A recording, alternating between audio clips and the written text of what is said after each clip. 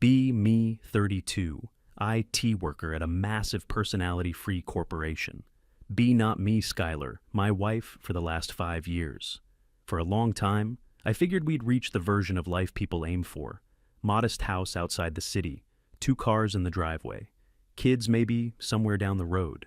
My routine was simple: work my hours, keep the finances steady, come back home, and try to show up as the kind of husband she deserved. That routine felt like my entire orbit. Then, over the last year, things began drifting. Not dramatic at first, just small shifts. Skylar started spending a lot of time reading certain blogs and hanging around new online circles. Every night she'd be glued to her laptop, scrolling through forums and articles. The vocabulary started to shift. Suddenly everything was about systemic issues and the patriarchy. Our quiet evenings turned into lectures I never signed up for. I'd come home from a 10-hour day, wanting to just relax and watch a movie. She'd have a documentary queued up about something I'd never heard of. I'd try to talk about my day, and she'd somehow link my stressful meeting with a manager to ingrained male toxicity in the workplace. I'm not an idiot, I get that the world has problems, but it felt like I was living with a full-time activist, not a partner. She stopped wanting to do the things we used to enjoy. Hiking? The trails are named after problematic historical figures. Going to our favorite diner? It perpetuates a harmful 1950s domestic fantasy. It was exhausting. I found myself just agreeing with everything to avoid a fight. Yes, dear. You're right, dear. I took over most of the chores because she was always doing important research, or was too drained from carrying the emotional labor of our relationship. I cooked, I cleaned, I did the laundry, I took out the trash. I just wanted peace. I thought it was a phase that she'd eventually get tired of being angry all the time. I was wrong. The beginning of the end came on a totally normal evening. I was making spaghetti, her favorite. She walked into the kitchen, not even looking at me, just staring at her phone. She announced that her women's empowerment circle was having a weekend retreat and she needed to go. I just said, "Okay, have fun." She looked up, and I could see the disappointment in her eyes. I think she wanted me to argue, to be the controlling husband from her articles, so she could have a real-life example to share with her friends. But I was too tired to care. She was gone for the whole weekend. The house was quiet. For the first time in months, I felt like I could breathe. I watched dumb action movies, ate pizza on the couch, and didn't have to listen to a single lecture. It was bliss. But it was also the calm before the storm. She came back on Sunday night looking like she'd made a huge decision. She had that look of someone who had practiced a speech in the mirror 100 times. She told me to sit down at the kitchen table. My heart sank. I knew this wasn't going to be about what to have for dinner tomorrow. She started talking, using all the buzzwords. She said she was on a journey of self-discovery, that our marriage, no matter how much I tried, was a cage built by patriarchal expectations. She needed to deconstruct her life and find her authentic self. I just sat there, listening to this stranger who looked like my wife. I asked her, "What does that even mean, Skylar? What do you want?" My voice was quiet. I wasn't yelling. She said she wanted a divorce. The word just hung in the air. Divorce. I felt my stomach drop to the floor. 5 years, just gone. I tried to reason with her. I asked for specifics. What did I do wrong? Was it something I said? Is there something I can fix? She just shook her head. It wasn't about me, she explained, as if that was supposed to make it better. It was about her breaking free from a system that I represented. I was just a symbol of her oppression, my job, my gender, my desire for a simple, happy life. It was all part of the problem. I realized then that I couldn't win. I was arguing with an ideology, not a person. The woman I married was gone, replaced by this angry slogan-spouting avatar. So I just said, "Okay." Again, that flicker of disappointment on her face. She really wanted a fight. She wanted me to yell, to break things, to prove her theories about male rage right. My quiet, defeated acceptance was the one thing she wasn't prepared for. It invalidated her entire narrative. The next 2 weeks were a blur of cold logistics. She moved out fast. Her friends, a gaggle of women who all had the same haircut and talked in the same therapeutic jargon, came over with a U-Haul. They moved through the house like a team of professional looters. They took the good couch. the new TV, the coffee maker I bought. They packed up all the art from the walls, even the pieces my sister had painted for us as a wedding gift. I just stood in the corner of the living room and watched. I didn't have the energy to fight over a lamp. Skylar directed the whole operation with a clipboard, like a general commanding an army. Before she left for the last time, she stood in the doorway. She told me she hoped one day I would do the work and understand why this had to happen. She said she felt sorry for me, trapped in my own unexamined privilege. Then she left. The door clicked shut, and I was alone in a half-empty house that echoed with silence. The first month was pure hell. Every object in the house was a memory.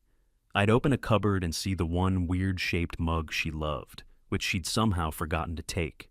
I'd walk past the room she had used as her office and see the faint outlines on the wall where her corkboard of inspirational quotes used to hang. I barely ate. I lost weight. I'd go to work, come home, stare at the wall, and go to sleep. Repeat. I felt like a ghost in my own life. I felt betrayed, not just by her, but by the whole idea of what we were building.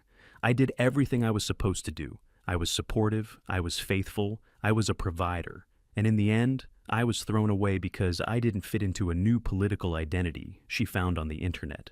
It felt like the ultimate injustice. I saw her posts on social media through a mutual friend's account. Pictures of her and her friends doing full moon rituals and going to brunch. Captions full of hashtags. Hashtag divorce. Diaries hashtag healing journey. Hashtag finding me. Hashtag unapologetic. She was painting a picture of a brave woman escaping a toxic situation. I was the unspoken villain in her heroic story. The loneliness was crushing. It felt like I had failed at the most important thing in my life. The turning point came on a Saturday afternoon. I hadn't left the house in 2 days. My phone rang. It was an old friend, a guy named Mark. I hadn't seen him much in the last couple of years, because Skylar decided he was a bad influence. In reality, he was just a normal guy who liked fishing and football. I almost didn't answer, but I did. He didn't even say hello, just, "You sound like you're in a cave. I'm coming to get you." I tried to make an excuse. "I'm tired. I'm busy." He cut me off. "I'll be there in 15 minutes. Put on shoes." He hung up. Mark showed up and basically dragged me out of the house. He didn't ask a bunch of sensitive questions. He didn't try to psychoanalyze me. He just took me to the gym. I hadn't been in a gym since college. I was weak, out of shape. The first workout was miserable. Every muscle screamed. But as I was leaving, dripping with sweat and barely able to lift my arms, something felt different. For the first time in a month, the fog in my head had cleared just a little bit. I had been so focused on what I'd lost that I forgot I still had myself. That trip to the gym became a routine. Mark and I started going 3 times a week. It was brutal at first. I was embarrassed by how little I could lift, but I kept showing up. Slowly, I started to see changes. I had more energy. I was sleeping better. The guy I saw in the mirror started to look less like a sad ghost and more like a person. The physical pain of the workouts was a welcome distraction from the emotional pain. I started focusing on what I could control, how much weight I could add to the bar, how many more reps I could push out. It was simple. It was tangible. It was real. The progress was addictive. With the physical change came a mental one. I started thinking about all the other things I had given up for my marriage. One weekend, I went into the garage. In the back, under a dusty tarp, was my old guitar. I hadn't played it in years. Skylar always complained it was too loud, that my strumming was aggressive. I pulled it out, wiped it down, and tuned it up. My fingers were clumsy on the frets. The calluses were long gone, but the muscle memory was still there. I sat on my back porch and played until my fingertips were raw. I played old songs that reminded me of being a teenager, full of stupid, hopeful energy. It felt like reconnecting with a part of myself I thought was dead and buried. I started reconnecting with other old friends, the ones Skylar had pushed away. We went on a fishing trip, something I hadn't done since before I met her. We sat by a lake for hours, not saying much, just enjoying the quiet. Nobody mentioned Skylar, nobody gave me pitying looks. They just treated me like me.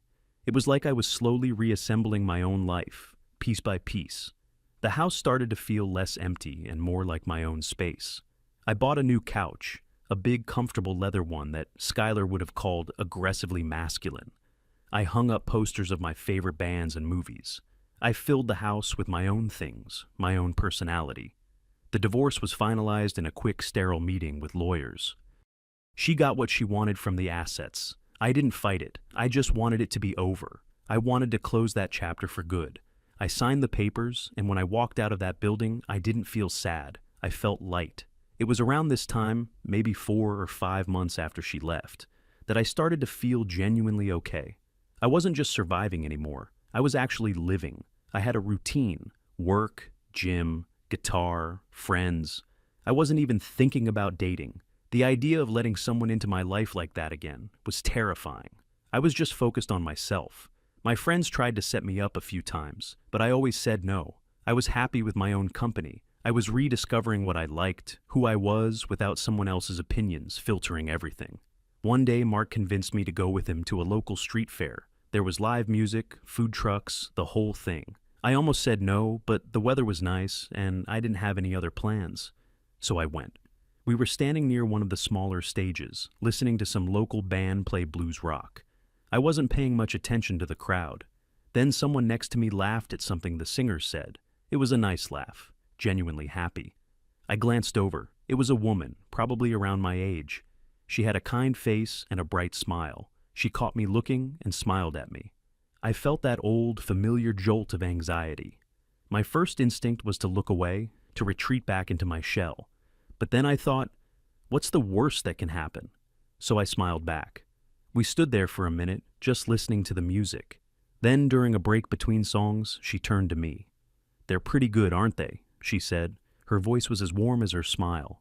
I was rusty. I hadn't had a casual conversation with a new woman in years. But I managed to say something that wasn't completely stupid.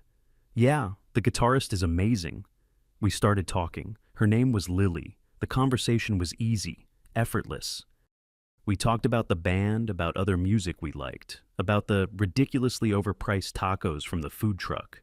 There was no agenda, no hidden meaning in her questions. She wasn't trying to figure out what my job was or what kind of car I drove. She just seemed interested in the conversation. Mark eventually noticed and gave me a little nod before wandering off to get a beer, leaving us alone. Lily told me she was a vet tech. She talked about the funny things her dog did. I found myself talking about my guitar, about my recent fishing trip. I mentioned I was divorced. I said it matter-of-factly, not looking for sympathy. Her reaction was perfect. She just nodded and said, "I'm sorry you had to go through that. It sounds tough."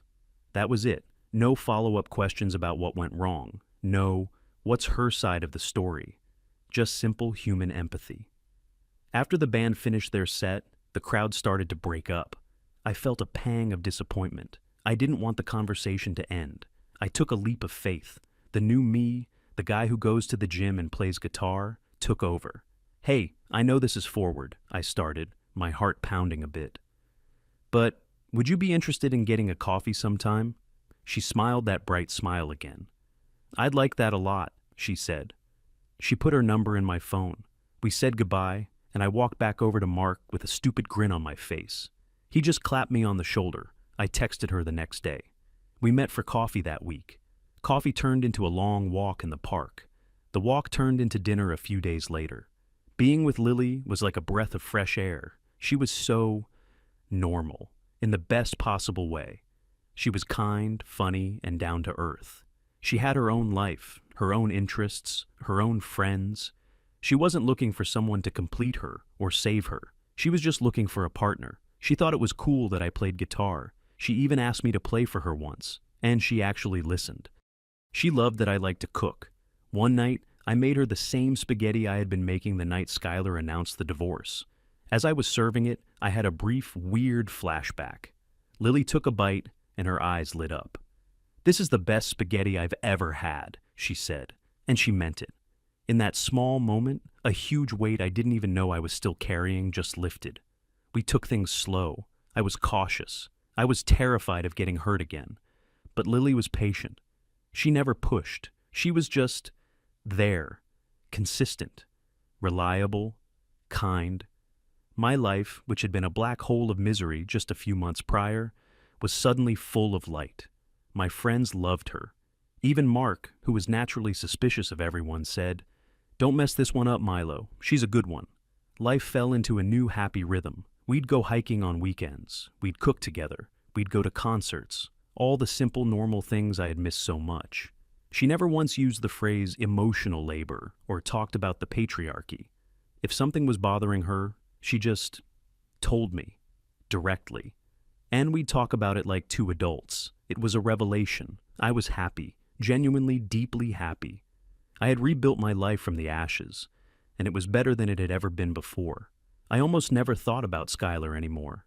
She was just a character from a past life, a story that felt like it had happened to someone else. I had no idea what she was up to, and I didn't care. I assumed she was off somewhere, living her best, authentic, empowered life. I was about to find out just how wrong I was. A few more months rolled by, and life with Lily was better than I ever thought life could be. It was the little things. The way she'd leave a stupid doodle on a sticky note on the bathroom mirror for me to find in the morning. The fact that she would listen, really listen, when I talked about a frustrating day at work, instead of trying to fit my experience into a political framework. We got into a routine that felt comfortable, not confining. We'd hike on weekends, exploring new trails. She never once complained about the names of the parks. She actually enjoyed being outdoors, feeling the sun and the dirt. We'd cook dinner together, our shoulders bumping in my small kitchen, with music playing in the background. It was a partnership, not a list of duties. One evening, I was sitting on the porch, playing my guitar. She came out with 2 beers and sat on the steps, just listening. When I finished the song, she didn't clap or give fake praise. She just looked at me with this soft expression and said, "It's really nice to see you so happy doing that." And that was it. That was everything. She saw me. The real me. Not a symbol, not a stand-in for a concept, just me. I felt a sense of peace that I hadn't realized was even possible. The house was no longer a half-empty shell full of ghosts. It was a home again. Our home. I had completely put my past behind me. Or so I thought. The confrontation happened on a Saturday morning. It was one of those perfect, boring, happy days. Lily and I were at the grocery store, the big one we always went to. We were in the produce section, debating whether we were ambitious enough to try and make a fancy artichoke dip we saw online. I was holding 2 artichokes, pretending they were puppets and making them argue with each other in stupid voices. Lily was laughing so hard she was leaning against the cart. That's when I saw her. It was like the record scratched in my brain. Skylar. She was standing near the packaged salads, a few aisles away. She looked different. The vibrant, self-righteous energy was gone. Her hair was messy, pulled back in a way that looked tired, not effortlessly chic. She was wearing worn-out leggings and an oversized, faded hoodie. She looked thin and pale. There were dark circles under her eyes. She was just staring at her phone, her face a blank mask of exhaustion. A million thoughts raced through my head. I should turn the cart around. We should just leave. But we were frozen. Lily had stopped laughing and was looking at me, her expression concerned. I gave her a small, tight nod. "It's okay," I whispered. Before we could move, Skylar looked up from her phone, her eyes scanning the aisle, and then they locked onto mine. For a second, there was nothing, just blank confusion. It was like her brain couldn't process what it was seeing. Me, standing there, laughing, with another woman. Then, recognition dawned, and it was followed by a wave of something I couldn't quite read. Shock, anger, hurt. She straightened up, her posture changing immediately. The tired woman disappeared, replaced by the defensive, prickly person I remembered. She started walking towards us. My stomach twisted into a knot. This was the last thing I wanted. Lily gently put her hand on the small of my back, a silent show of support. "Milo," Skylar said. Her voice was strained. "Hey, Skylar," I replied, keeping my own voice as neutral as possible. "How are you?" The most pointless question in the world. Her eyes darted from me to Lily, then back to me. A quick, judgmental up and down sweep of what Lily was wearing. Jeans and a simple t-shirt. "I'm fine," she said, though she clearly wasn't. "I'm on my journey." She said it like it was a grand spiritual quest, not a life of quiet desperation. "This is Lily," I said, gesturing to my side. Lily gave a small, polite smile. "Hi, nice to meet you." Skylar didn't return the smile. She just gave a curt nod. An incredibly awkward silence fell over the produce section. People were trying to get around our three-person roadblock. "So you're shopping," Schuyler said, stating the obvious. It was an accusation, not an observation. "Yeah, just grabbing a few things," I said, trying to end the conversation. But she wasn't done. She looked at our cart, which was full of fresh vegetables, some nice cuts of meat, a bottle of wine. It was a cart full of a happy life. I saw her glance down at her own basket. It had a frozen pizza, a container of instant noodles, and a bottle of cheap energy drink. Her face tightened. "It's good to see you've moved on," she said, and the words were dripping with a weird mix of sarcasm and genuine pain. The narrative she had built in her head, the one where I was a lost, pathetic man-child who couldn't function without her, was crumbling right in front of her eyes. I was supposed to be miserable. I was supposed to be begging her to come back. I was not supposed to be here, looking healthy and happy with a beautiful, kind woman by my side. "I'm happy, Schuyler," I said simply. "I hope you are too." That seemed to break her. Her defensive shell cracked. "Happy?" she scoffed, her voice rising slightly. "How can you be happy? Did our 5 years mean nothing to you?"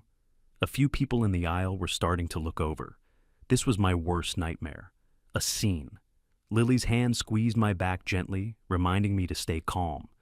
"Our 5 years meant a lot to me," I said, keeping my voice low. "But you're the one who ended it. You told me to move on, so I did." Her eyes welled up with tears. The angry activist was gone, replaced by a confused, hurt woman. "I thought you'd at least wait," she whispered, as if that made any sense. "I thought you cared." "I did care," I said. "But I also care about my own life. You made your choice, and I had to make mine." She just stared at me, her mouth slightly open. There was nothing left to say. Her entire worldview had been shattered in the span of 2 minutes next to the avocados. "Well," I said, taking the handle of the cart, "we should get going. It was seeing you, Schuyler." I didn't wait for a reply. I just pushed the cart past her, Lily walking closely beside me. I didn't look back, but I could feel her eyes on my back all the way down the aisle. We didn't speak again until we got to the checkout. My hands were shaking a little. Lily put her hand over mine on the cart handle. "Are you okay?" she asked softly. I took a deep breath. "Yeah, I think so. That was just a lot." "She seemed very unhappy," Lily observed, without a hint of satisfaction in her voice. Just a sad statement of fact. "Yeah," I said. She did. And for a brief moment, I felt a flicker of pity for Schuyler. But then I looked at Lily, at her kind, worried face, and the pity vanished, replaced by an overwhelming sense of gratitude. I had escaped, I had survived, and I had found something real. I thought that would be the end of it. Another ghost from the past, seen and then gone. But a few days later, I got a text. It was from a number I didn't recognize, but I knew who it was immediately. "Hey, it was weird seeing you the other day." I stared at the message for a full minute before showing it to Lily. "What should I do?" I asked her. She read it and shrugged. "You don't have to do anything. You don't owe her a conversation." She was right, so I ignored it. 2 days later, another one came through. "I've been thinking a lot about us. Maybe I was confused back then. I was getting a lot of bad advice." This one annoyed me, blaming her friends now, taking no responsibility. The classic move. I deleted it without a second thought. The texts kept coming. Every day or two, a new little probe. "Remember that time we went to the lake? I saw a picture from that trip the other day. I drove past our old house. It looks good. You're taking good care of the garden." It was a campaign. She was trying to worm her way back into my head. Then, about a week after the grocery store incident, I got a call from another mutual friend, a woman named Karen. We hadn't been close, but she was always nice enough. We were still connected on a social media site I rarely used. I answered, curious. "Milo, hi, it's Karen. Do you have a minute?" She sounded awkward. "Yeah, what's up?" "Look, this is really weird, but I just had a very long, very tearful phone call with Schuyler, and I don't know. I feel like you deserve to know what's actually been going on." I sat down. "Okay, I'm listening." And then Karen laid it all out. Schuyler's empowering journey of self-discovery had been a complete and utter disaster from day one.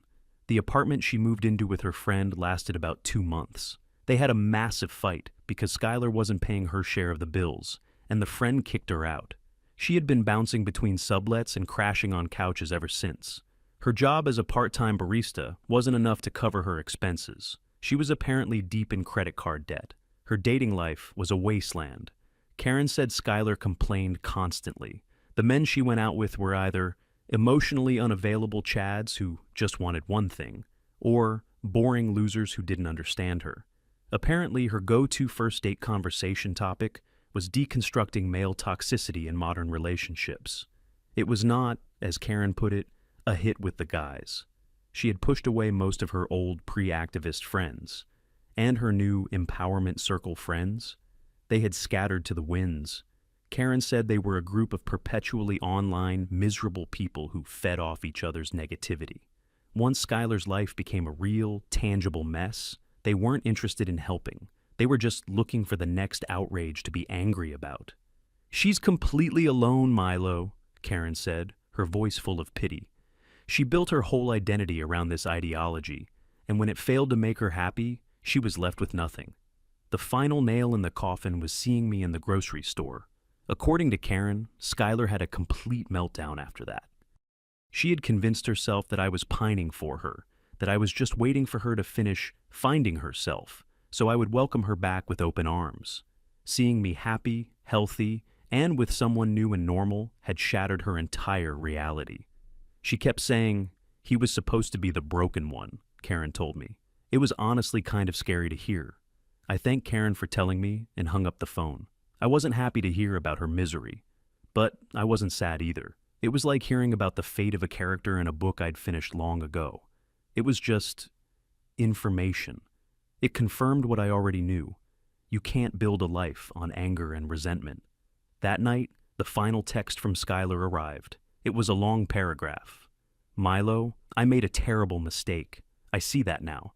I let other people's voices get in my head. I wasn't thinking clearly. The life we had was good. I was good. You were good. I miss you. I miss us. Can we please just talk? I know we can fix this. I've grown so much, and I realize now that you were always the one for me." I read it once, then I read it again. There was no real apology, no ownership of the pain she caused. It was all about her mistake, her realization, what she wanted. It was the most selfish message I had ever read. I showed it to Lily. She read it and looked at me. "What do you want to do?" And for the first time, the answer was crystal clear. There was no doubt, no hesitation. I knew exactly what I had to do to protect the new life I had built.